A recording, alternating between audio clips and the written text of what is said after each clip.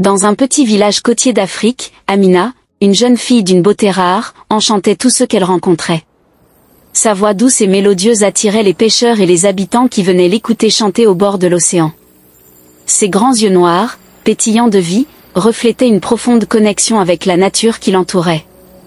Elle passait ses journées à contempler la mer, rêvant d'aventures lointaines et de mystères inexplorés. Un jour, alors qu'elle se promenait sur la plage, elle croisa le chemin de Quadio, un pêcheur jeune et humble, connu pour son courage et sa bonté. Leurs regards se croisèrent, et ils ressentirent immédiatement une connexion profonde. Quadio, avec sa carrure robuste et son sourire chaleureux, était tout ce qu'Amina avait espéré. Ils commencèrent à se parler, partageant leurs rêves et leurs espoirs, et bientôt, une amitié sincère naquit entre eux, se transformant progressivement en un amour pur et sincère. Amina et Quadio passaient chaque instant libre ensemble, leur cœur battant à l'unisson. Ils se retrouvaient souvent près de l'eau, où Amina chantait des mélodies envoûtantes tandis que Quadio l'écoutait, fasciné. Leur amour grandissait, alimenté par leurs échanges sous les étoiles et leurs rêves partagés d'un avenir ensemble.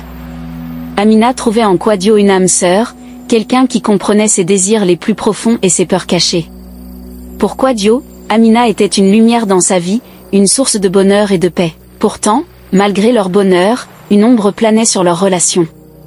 La prêtresse du village, une femme mystérieuse et puissante, observait avec jalousie l'amour florissant entre les deux jeunes gens.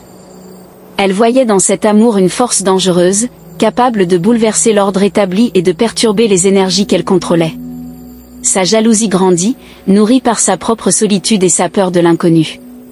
Un soir, alors que la lune baignait le village de sa lumière argentée, la prêtresse décida d'agir pour séparer Amina et Quadio. Utilisant ses connaissances en magie ancienne, elle invoqua les esprits de l'océan, leur demandant de l'aider à briser cet amour naissant.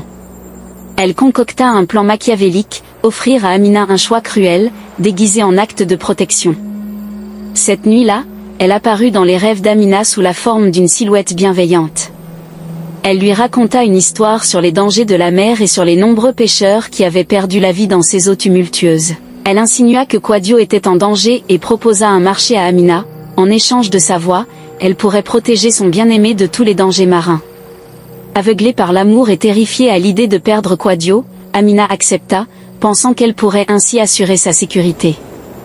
Au petit matin, Amina se réveilla avec un étrange sentiment de lourdeur dans le cœur. Ses souvenirs de la nuit étaient flous, mais une sensation de perte l'envahissait. Elle tenta de chanter comme à son habitude, mais aucun son ne sortit de sa bouche. Paniquée, elle se précipita vers la plage, espérant y trouver une réponse. Mais en approchant de l'eau, elle sentit une transformation étrange s'opérer en elle. Ses jambes commencèrent à se couvrir d'écailles brillantes, fusionnant peu à peu pour former une queue de sirène. La réalité de sa nouvelle condition la frappa de plein fouet. Elle était devenue une créature de l'océan, privée de sa voix, sa plus précieuse possession. Désespérée et confuse, elle se laissa emporter par les vagues, ses larmes se mêlant à l'eau salée. Elle avait sacrifié sa voix par amour, mais en retour, elle avait perdu sa forme humaine et, pensait-elle, toute chance d'être avec Quadio. Sous l'eau, Amina découvrit un monde nouveau et mystérieux. Ses sens s'aiguisèrent, lui permettant de percevoir la beauté cachée des profondeurs marines. Cependant, malgré la magnificence de ce nouvel environnement, son cœur était lourd de chagrin. Elle se sentait coupée du monde qu'elle avait connu, de ses proches, et surtout de Quadio.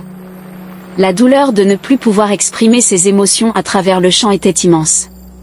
Chaque jour, elle remontait à la surface, espérant apercevoir Quadio, mais elle n'osait pas se montrer. La mer semblait murmurer des mélodies de consolation, mais elle ne pouvait apaiser sa peine. Pendant ce temps, Quadio, inquiet de ne plus voir Amina au village, se lança à sa recherche. Il interrogea les habitants, parcourut les plages, mais personne ne savait où elle se trouvait. Le village était plongé dans la tristesse, chacun ressentant l'absence d'Amina comme une perte personnelle. Les jours passèrent, et Quadio, désespéré, se tourna vers la mer, priant les esprits de lui rendre Amina. Il entendit parler d'une créature mystérieuse aperçue près de la côte, une sirène qui chantait des mélodies sans voix. Intrigué et espérant qu'il s'agisse d'un signe, il décida d'aller vérifier par lui-même. Un matin, alors que le soleil se levait, il se rendit sur la plage où il avait passé tant de moments heureux avec Amina. Il s'approcha de l'eau, le cœur lourd mais empli d'espoir. Soudain, il aperçut une silhouette gracieuse sous les vagues.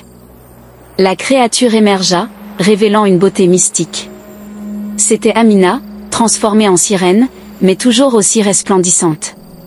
Leurs regards se croisèrent, et Quadio sentit une vague d'émotion l'envahir. Si tu ne t'abonnes pas, ce chat mignon va te juger sévèrement. Bien que choqué par cette transformation, il reconnut immédiatement les yeux doux et tristes de celle qu'il aimait. Quadio, submergé par l'émotion, s'approcha de l'eau, tendant la main vers Amina. Elle hésita, mais la force de leur amour transcenda sa peur. Elle s'approcha de lui, le cœur battant, les larmes aux yeux. Bien qu'elle ne puisse plus parler, ses yeux exprimaient tout l'amour et la douleur qu'elle ressentait. Quadio, sans un mot, plongea dans l'eau pour la rejoindre. Leur étreinte, dans ce monde aquatique, fut à la fois douce et poignante. Ils se tinrent l'un contre l'autre, leurs cœurs battant à l'unisson, partageant une compréhension silencieuse. Leurs âmes communiquaient au-delà des mots, prouvant que leur amour était plus fort que toutes les épreuves. Quadio fit le serment de rester à ses côtés, qu'importent les circonstances.